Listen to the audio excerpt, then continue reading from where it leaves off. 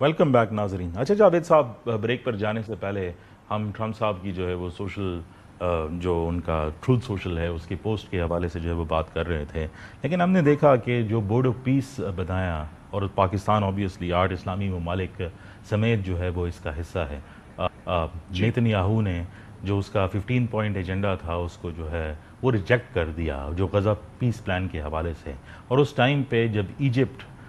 وہ حماس کے ساتھ جو ہے وہ کائرو میں بات چیت کر رہا تھا، یہی انڈورس کرنے کے لیے کہ لیبنن کے اندر جو اٹیکس ہوئے ہیں اس کو کسی نہ کسی طریقے سے اس پروسیس کو ڈیریل جو ہے وہ نہ کیا جائے.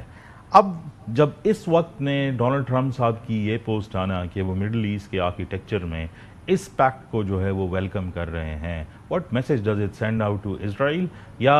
یہ پھر بھی پاور پالیٹکس کا حصہ ہے جس میں دونوں کے درمیان میں جو ہے وہ کسی نہ کسی طریقے سے جو ہے ایک بیلنس کریٹ کرنے کی جو ہے وہ کوشش ہے؟ جی ذکر صاحب، ویری امپورٹنٹ کوشچن اگین. دیکھیے، جب بورڈ آف پیس کا اناؤنسمنٹ کیا تھا، اور آپ نے بالکل صحیح کہا، Pakistan is part of the board of peace, because میں سمجھتا ہوں کہ فلسطین کا جو مسئلہ ہے اس کو حل کرنے کا واحد راستہ مذاکرات اور ڈپلومسی ہے، اور اس کے حوالے سے جو بھی کوششیں کی جائیں ان کو ویلکم کرنا چاہیے. حماس کا آپ ذکر کر رہے ہیں، دیکھیے اگر آپ فلسطین اسٹرگل کی بات کریں، اس پہ کوئی دو رائے نہیں ہے کہ تمام مسلم ممالک ہوں، یا میری نظر میں تو ایون ہیومن رائٹس میں یقین رکھنے والے ایون غیر مسلم ممالک جو جی ہیں وہ بھی اس چیز پہ یقین جی رکھتے ہیں بالکل ایسا ہی. کہ فلسطین کے عوام کو جو ہے وہ ان کا حق خود ارادیت ملنا چاہیے، اور اس کا طریقہ آپ کو اوسلو ایکارڈ جو ہے وہ فراہم کرتا ہے، جس کو ہم بالعموم 2 اسٹیٹ سولوشن کہتے ہیں. انفارچونیٹلی وہ 2 اسٹیٹ سولوشن جب میٹیریلائز نہیں ہوا بہت عرصے کے بعد، تو کچھ ممالک نے مل کے یہ فیصلہ کیا کہ ہم اس مسئلے کو بجائے بیک برنر پہ چھوڑنے کے ایکٹیولی اس کو ہم مذاکرات کے ذریعے حل کریں، جس کے نتیجے میں بورڈ آف پیس سامنے آیا. اور بورڈ آف پیس جب سامنے آیا تو مجھے یاد ہے کہ ہمارے ہاں کچھ لوگ بالخصوص پاکستان اور کچھ ممالک کے اندر اس کو تنقید کا نشانہ بھی بنا رہے تھے. اب جب اسرائیل اس کو مسترد کر رہا ہے تو اب پھر وہ اسرائیل کو تنقید کا نشانہ بنا رہے ہیں. دیکھیے، کبھی تنقید برائے تنقید جو ہے وہ میں سمجھتا ہوں مسئلے کا حل نہیں ہوتا. آپ کو اس مسئلے کو سمجھنے کے لیے ضروری ہے کہ مذاکرات کے لیے کوئی بھی اگر فورم بنتا ہے اس کے اندر ہمیں اس کو ویلکم کرنا چاہیے. اور پریزیڈنٹ ٹرمپ جو ہیں ان کی جو سٹیٹمنٹ آئی ہے وہ یہ کہتے ہیں کہ اگر، اور ایون اسرائیل نے جو مسترد کیا ہے تمام ممالک نے اس کو کنڈیم کیا ہے. دیکھیے، فلسطینی سٹرگل کے اندر جو اوسلو ایکارڈ کے زیر سایہ جو فلسطینین اتھارٹی بنی تھی وہ وہاں کی ایک لیجیٹیمیٹ گورنمنٹ ہے، لیکن وہاں پہ آپ نے دیکھا کہ جب حماس نے اپنی ایکٹیویٹیز شروع کی تو وہ ایک مذاکراتی عمل سے ہٹ کے مزاحمت عام سٹرگل کی طرف چلے گئے. جی میری نظر میں عام سٹرگل جو ہے وہ ہو سکتا ہے کسی کے نقطہ نظر میں وہ ایک طریقہ ہو، لیکن میں تو ایز اے ڈپلومیٹ یہی کہوں گا کہ ہمیں عام سٹرگل بٹ سے حماس بہتر. نے ایگری کیا ہے کہ وہ ڈسارمنٹ جی کریں گے.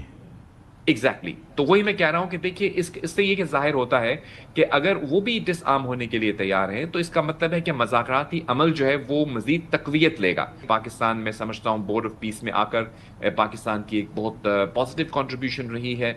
جو لوگ تنقید کرتے ہیں، with all due respect I would disagree with them, کیونکہ ہمیں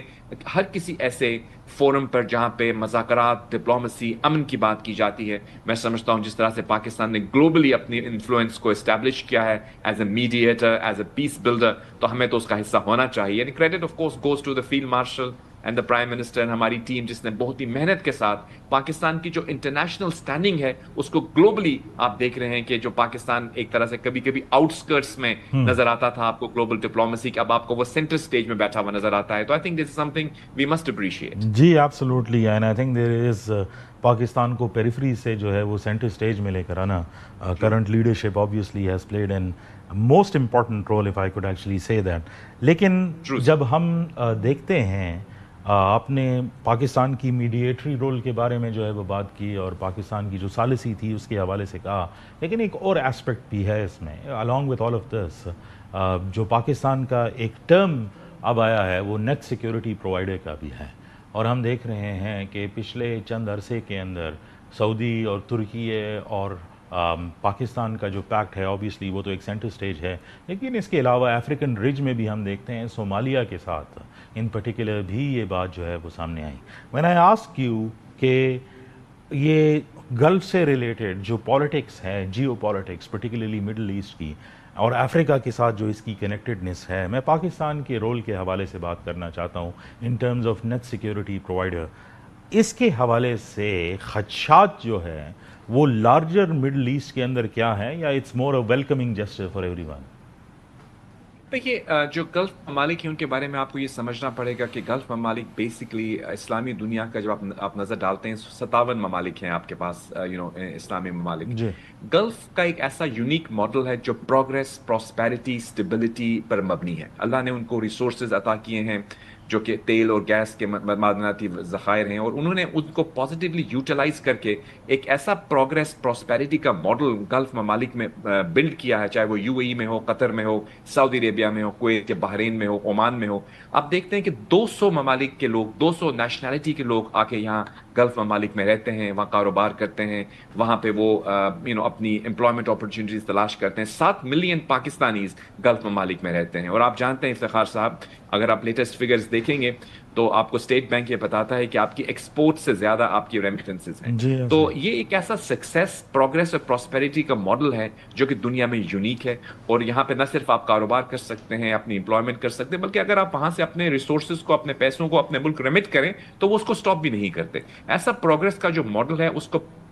پروٹیکٹ کرنے کے لیے ان کے کچھ آف کورس ڈیفینس ایگریمنٹس ہیں, اور وہ میں سمجھتا ہوں ان کا پورا پورا حق ہے کہ وہ رکھیں. تو میں سمجھتا ہوں ہمیں تو اس کو اپریشیٹ کرنا چاہیے. گلف ممالک کے ساتھ پاکستان کی جو ریلیشن شپ ہے وہ ایک طرح سے میری نظر میں پاکستان کی فارن پالیسی کا ایک ستون ہے, اور ہمارے 7 ملین وہاں پہ پاکستانی رہتے ہیں, ریمیٹنسز آتی ہیں, ہماری اسٹریٹجک, ریلیجس,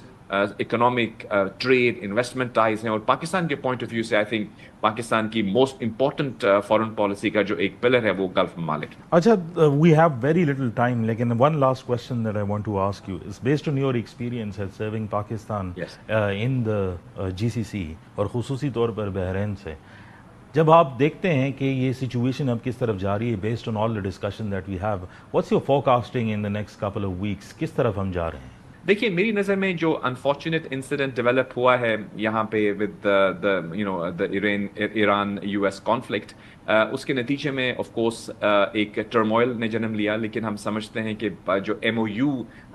حاصل کیا گیا ایک بہت انتھک محنت کے بعد, میری نظر میں وہ ایم او یو جو ہے وہ ایک ایسا راستہ فراہم کرتا ہے جس کے نتیجے میں ہم جنگ سے باہر آ سکتے ہیں, ہم تعمیر و ترقی کی طرف جا سکتے ہیں. ہم امید کرتے ہیں کہ جو ایران کے ارباب اختیار ہیں وہ اس ایم او یو کی طرف لوٹ کر آئیں گے. انفارچونیٹلی ایران کے اندر ہم دیکھتے ہیں کہ جو ڈیسیژن میکنگ ہے وہ اس کے اندر فریگمنٹیشن ہے.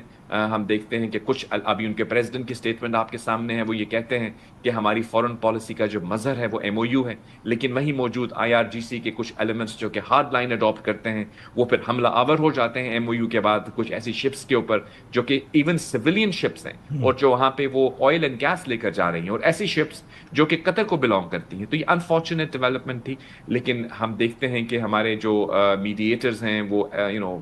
دے are trying their best to resolve this conflict. میری اپنی آبجیکٹیو انالیسس کے مطابق ایم او یو ایک واحد راستہ ہے جس کے اوپر چل کر ہم اس کانفلکٹ سے باہر آ سکتے ہیں.